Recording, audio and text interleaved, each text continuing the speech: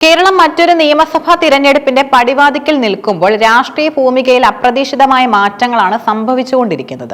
കാലങ്ങളായി കേരള രാഷ്ട്രീയത്തെ നിയന്ത്രിച്ചിരുന്ന സമുദായ സംഘടനകളും രാഷ്ട്രീയ പാർട്ടികളും തമ്മിലുള്ള ബന്ധം പുതിയ രൂപം പ്രാപിക്കുന്നു. ഇതിന്റെ ഏറ്റവും പ്രകടമായ ഉദാഹരണമാണ് പ്രതിപക്ഷ നേതാവ് വി.ഡി. സതീശനെതിരെ രൂപപ്പെട്ടിരിക്കുന്ന ശക്തമായ രാഷ്ട്രീയ സാമുദായിക സഖ്യം. വി.ഡി. സതീശനെ സ്വന്തം തട്ടകമായ പറവൂരിൽ പൂട്ടുക എന്ന ലക്ഷ്യത്തോടെ ഭരണപക്ഷമായ CPM-ഉം പ്രബല സമുദായ സംഘടനകളായ NSS, SNDP-യും ഒരേ ലക്ഷ്യത്തോടെ നീങ്ങുന്നു ാണ് ഇപ്പോഴത്തെ കൗതുകകരമായ കാഴ്ച. 1996 മുതൽ വി.ഡി. സതീശന്റെ രാഷ്ട്രീയ തട്ടകമാണ് പറവൂർ മണ്ഡലം. ഇടതുപക്ഷത്തിന് ശക്തമായ സ്വാധീനം ഉണ്ടായിരുന്ന പറവൂരിലെ UDF കോട്ടയാക്കി മാറ്റിയത് സതീശന്റെ വ്യക്തിപ്രഭാവവും പ്രവർത്തന ശൈലിയുമാണ്. അതുകൊണ്ട് തന്നെ സതീശനെ തളയ്ക്കാൻ പറവൂരിൽ തന്നെ ഒരു ചെക്ക്മേറ്റ് ഒരുക്കുക എന്നതാണ് CPM-ന്റെ പ്രഖ്യാപിത ലക്ഷ്യം. ഇതിനായി CPI-യുടെ കൈവശമുള്ള ഈ സീറ്റ് CPM ഏറ്റെടുക്കാനുള്ള ഗൗരവകരമായ ആലോചനകളും നടക്കുന്നു. മുൻ മന്ത്രിയും ജനപ്രിയ നേതാവുമായ VS സുനിൽകുമാറിനെ പോലെയുള്ള ഒരു കരുത്തനെ കളത്തിലിറക്കി സതീശനെ പ്രതിരോധത്തിലാക്കാനാണ് ഇടതു മുന്നണി ലക്ഷ്യമിടുന്നത്. സുനിൽകുമാറിനെ പോലെ എല്ലാവർക്കും സ്വീകാര്യനായ ഒരു സ്ഥാനാർത്ഥി വന്നാൽ മണ്ഡലത്തിൽ വോട്ട് ബാങ്കുകളിൽ വിള്ളലുകൾ ഉണ്ടാക്കാൻ കഴിയുമെന്ന് CPM കണക്കുകൂട്ടുന്നു. ഇതിന് പുറമെ ശക്തനായ ഒരു പൊതു സ്വതന്ത്രനെ നിർത്താനുള്ള സാധ്യതയും തള്ളിക്കളയാനാവില്ല. കേരളത്തിലെ രണ്ട് പ്രബല സാമുദായിക ധ്രുവങ്ങളായ വെള്ളാപ്പള്ളി നടേശനും G. സുകുമാരൻ നായരും വർഷങ്ങളായി അകൽച്ചയിലായിരുന്നു. എന്നാൽ വി.ഡി. സതീശനെതിരെയുള്ള പോരാട്ടത്തിൽ ഇരുവരും കൈകോർക്കുന്നതാണ് ഇപ്പോഴത്തെ പ്രധാന കാഴ്ച. പ്രതിപക്ഷ നേതാവിന്റെ പ്രവർത്തന ശൈലിയോടും സമുദായ നേതാക്കളോടുള്ള അദ്ദേഹത്തിന്റെ സമീപനത്തോടുമുള്ള അതൃപ്തിയാണ് ഈ ഐക്യത്തിന് കാരണം. ശബരിമല വിഷയത്തിൽ അയ്യപ്പ സംഗമം നടത്തി സർക്കാരിനെ പ്രതിരോധത്തിലാക്കിയവരാണ് ഈ രണ്ട് നേതാക്കളും. എന്നാൽ ഇപ്പോൾ അവർ മുഖ്യമന്ത്രി പിണറായി വിജയനോട് മൃദു സമീപനം സ്വീകരിക്കുന്നതും സതീശനെ കടന്നാക്രമിക്കുന്നതും രാഷ്ട്രീയ കേരളം സസൂക്ഷ്മം നിരീക്ഷിക്കുന്നു. UDF അധികാരത്തിലെത്തിയാൽ മുഖ്യമന്ത്രി പദത്തിലേക്ക് സതീശൻ വരുന്നത് തടയുക എന്ന ദീർഘകാല ലക്ഷ്യവും ഇതിന് പിന്നിലുണ്ട്. രമേശ് ചെന്നിത്തല അടക്കമുള്ള മറ്റു കോൺഗ്രസ് നേതാക്കളെ പുകഴ്ത്തിക്കൊണ്ട് സതീശനെ മാത്രം ഒറ്റതിരിഞ്ഞാക്രമിക്കുന്ന രീതിയാണ് സുകുമാരൻ നായരും വെള്ളാപ്പള്ളിയും സ്വീകരിക്കുന്നത്. ഇത് കോൺഗ്രസിനുള്ളിൽ തന്നെ ഭിന്നതയുണ്ടാക്കാൻ ഉദ്ദേശിച്ചുള്ളതാണ്. വെള്ളാപ്പള്ളി നടേശനെതിരെയുള്ള സതീശന്റെ കടുത്ത പരാമർശങ്ങൾ കോൺഗ്രസിനുള്ളിൽ തന്നെ ചർച്ചയായിട്ടുമുണ്ട്.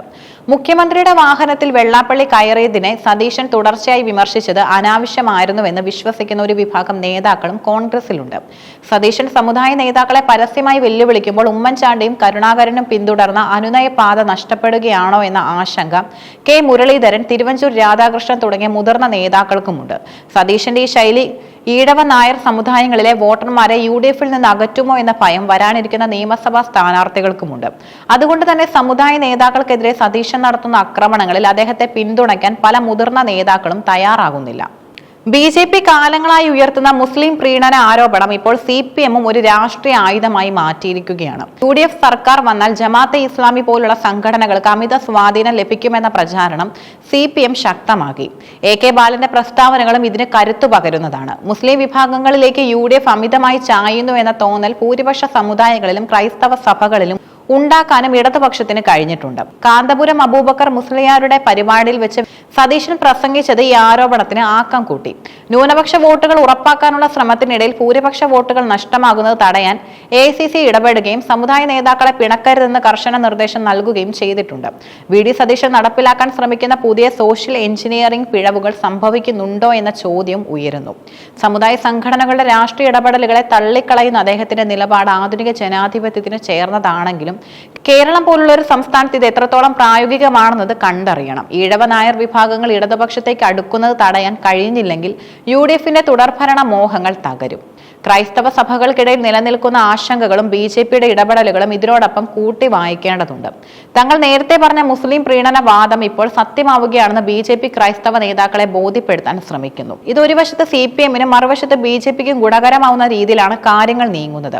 സജി ചെറിയാന്റെ പ്രസ്താവനയോ ദീപകിന്റെ മരണമോ പോലെ ഓരോ സംഭവവും കേരളത്തിലെ രാഷ്ട്രീയ സാമൂഹിക സാഹചര്യങ്ങളെ മാറ്റിമറിച്ചുകൊണ്ടിരിക്കുകയാണ്.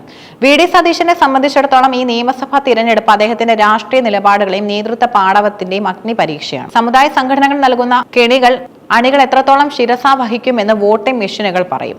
സമുദായ നേതാക്കളെ തഴഞ്ഞുകൊണ്ട് ഒരു പുതിയ മതേതര പ്ലാറ്റ്ഫോം സൃഷ്ടിക്കാനാണോ അതോ സന്ധിയാക്കാനാണോ സതീശൻ തയ്യാറാവുക എന്നത് വരും ദിവസങ്ങളിൽ വ്യക്തമാകും. എന്തായാലും പിണറായി വിജയന്റെ തന്ത്രങ്ങളും സമുദായ നേതാക്കളുടെ ഐക്യവും സതീശന് മുന്നിൽ വലിയ പ്രതിബന്ധങ്ങൾ തീർക്കുന്നു എന്നത് തർക്കമില്ലാത്ത വസ്തുതയാണ്. മുസ്ലിം പ്രീണന ആരോപണങ്ങൾ ഉയർത്തി ഭൂരിപക്ഷ വിഭാഗങ്ങളെ ഒപ്പം നിർത്താൻ CPM ശ്രമിക്കുമ്പോൾ അതിൽ ഏറ്റവും നിർണായകമാകുന്നത് ക്രൈസ്തവ സഭകളുടെ നിലപാടാണ്. കാസ പോലുള്ള സംഘടനകളും സഭാ നേതൃത്വത്തിലെ ചില വിഭാഗങ്ങളും ഉയർത്തുന്ന ആശങ്കകൾ CPM രാഷ്ട്രീയമായി ഉപയോഗിക്കുന്നു. മുൻപ് UDFന്റെ അടിയുറച്ച വോട്ട് ബാങ്ക് ആയിരുന്ന ക്രൈസ്തവ വിഭാഗങ്ങളിൽ ഒരു വലിയ വിഭാഗം ഇപ്പോൾ ഇടതുപക്ഷത്തോട് ആഭിമുഖ്യം കാട്ടുന്നുണ്ട്. ഇത് VD സതീശനും വലിയ വെല്ലുവിളിയാണ്. സമുദായ നേതാക്കളെ സതീശൻ തള്ളി പറയുമ്പോൾ സഭാ നേതൃത്വവും കോൺഗ്രസും തമ്മിലുള്ള ദൂരം വർദ്ധിക്കുന്നത് BJPക്ക് ഗുണകരമാകുമെന്നതും ശ്രദ്ധേയമാണ്.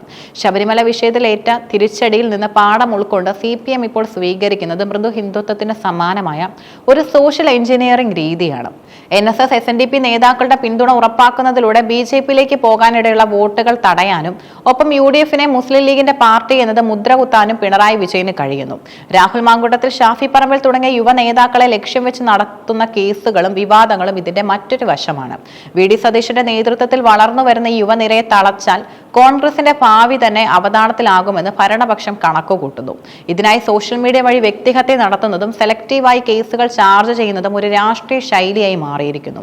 ചുരുക്കത്തിൽ പഴയ കാലത്തെ അണികളെക്കാൾ ഉപരിയായി സമുദായ വികാരം വോട്ടായി മാറുന്ന ഒരു കാലഘട്ടത്തിലേക്ക് കേരളം വീണ്ടും മടങ്ങുകയാണ്.